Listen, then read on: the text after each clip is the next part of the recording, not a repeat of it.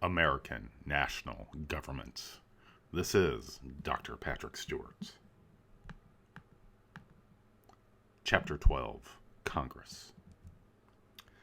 With this segment, we'll be considering the learning objective of summarizing the lawmaking process. When we think about legislation, there's an obstacle course to be run.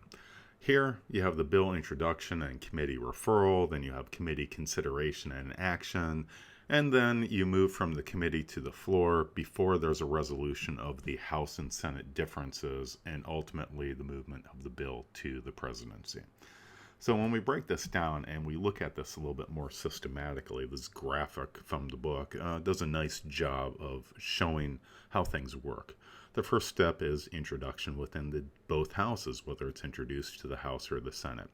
From there, it's moved to committees, and the subcommittees and the committees hold hearings, and then the committee recommends passage, at which point it moves on to floor action. Here, the House and the Senate debates the bill and passes it or doesn't pass it. And from there, if it's passed in both chambers, the House and Senate members confer, reach compromise, and bring the bill together into one single entity, re-vote on it, and then send it to the presidency. So this is something that, while it's fairly systematic, in reality, the process is a little bit more messy. So let's take a look at each of these steps in turn. When we consider bill introduction and committee referral, only members of Congress can introduce bills. They're the only ones that have standing. So the president cannot bring a bill. Interest groups cannot bring a bill. Constituents cannot bring a bill. However, their representatives may bring them up on behalf of these interests. Now, in the House, when proposals come to the House, it goes into a box called the hopper. And as expected, with 435 members, you need to have a systematic way of collecting these bills.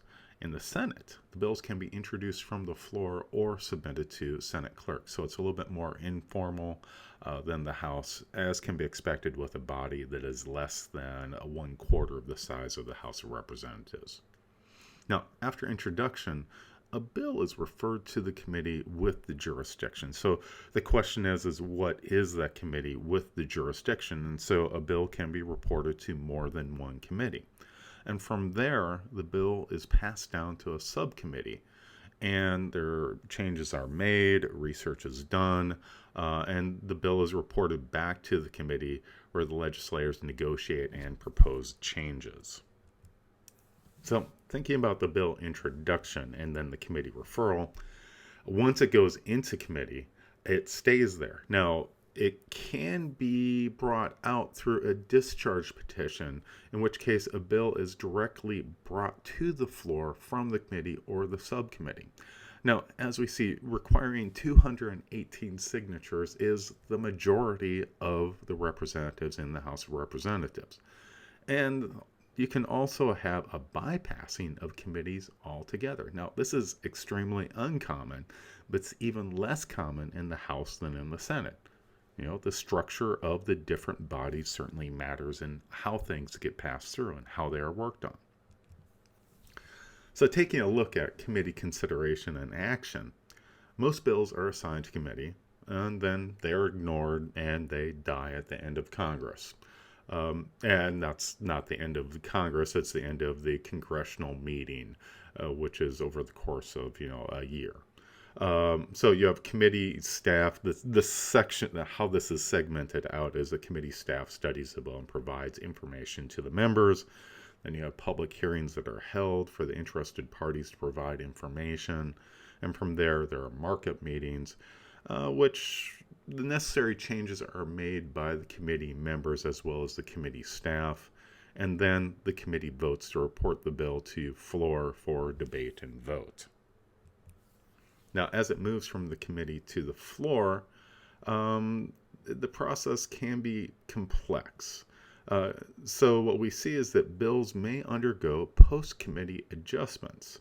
And here we see that the House Rules Committee also decides what bills come up for a vote, when they come up, and which amendments members will get to vote on. So, before a committee's bill can go to the floor, it must first go to the Rules Committee, which formulates a special rule. Now, the Rules Committee establishes the conditions under which the bill will be considered. It sets the date, the conditions of the debate, and so on. And within the Senate, there is no comparable committee. And so this, as expected, is necessary because of the rather large size of the House of Representatives. Now, the Rules Committee is a tool of the Majority Committee, and what it does is it helps them meet policy objectives, also allows them to control debate, and by doing this, prevents the minority party from scoring political points. Now, some of the rules that we see are the open rule, and this permits any germane amendments. And of course, the definition of what exactly is germane is pretty much up in the air. Now, the closed rule prohibits all amendments to bills, whereas the structured rule permits only certain amendments, and this in turn influences the likelihood of a bill being passed through. Now, the Committee of the Whole, in which case all members of the House, they debate on the bill, and then they report the bill back to the House for a vote. So the amendments adopted here must be approved by the House itself. Now, in the Senate, what we find is that power is more diffuse. And what we also see is the Senate has the power of unlimited debate, in which case there's potential for filibuster. And certainly we've heard of this with Mr. Smith Goes to Washington, the classic movie. But what we're seeing here is long speeches and parliamentary tactics that delay action on a bill or nomination. And this is an attempt to essentially stall long enough to stop a bill. Now, filibuster can be stopped if Senate invokes cloture. Here, debate is ended on a bill when you have 60 votes or more. Now, unanimous consent agreements define the procedures and conditions under which bills will be considered on the Senate floor. So we do have a variety of parameters around how debate may occur. But with the one thing that we do notice by looking at the trends is that it's increased amazingly as far as filibuster activity. What we see is a fairly flat amount, less than 10 per year up until the 1950s. And then in the 1960s onward, we have this increasing trend that's it looks to be a linear trend in which we have many more filibuster and cloture votes to stop filibuster than in previous years. Now, the question is this because of the more highly charged partisan life in America, or is it due to television, in which case we have senators who want to get their faces on C-SPAN as well as on other network news to attain more attention from the public? And that certainly is a question that scholars are considering. So when we get through the House and the Senate, we still have to resolve the differences that they might have with their different bills. Here we have a conference committee. It's a temporary committee that's composed of House and Senate members.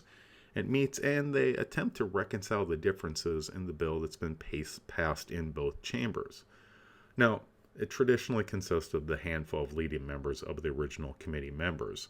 And this means that ultimately they make the decisions as to what are the important points and how the bill should cohere into one bill. At which point the bill goes back to the different chambers where a majority of each chamber's representatives must approve the common bill.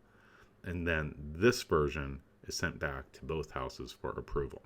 Now, once a bill is approved, it is sent to the president for signature or veto, in which case the executive branch has authority in their checks and balances to stop bills. Now, the Congress can override the veto a 2/3 vote in both chambers, and this right here is a suggestion that while there are checks and balances, ultimately it's the popular sovereignty of the elected representatives that holds sway ultimately when it comes to lawmaking. So when we consider Congress, It is a rather large body with 535 members in two chambers, the bicameral approach, and it serves a range of different interests. But ultimately, when we're dealing with how to best represent the public in the United States, we see that structure matters in influencing what sort of outcomes and outputs that there are. So ultimately, taking that into account is probably one of the more important things. So with that said, American national government.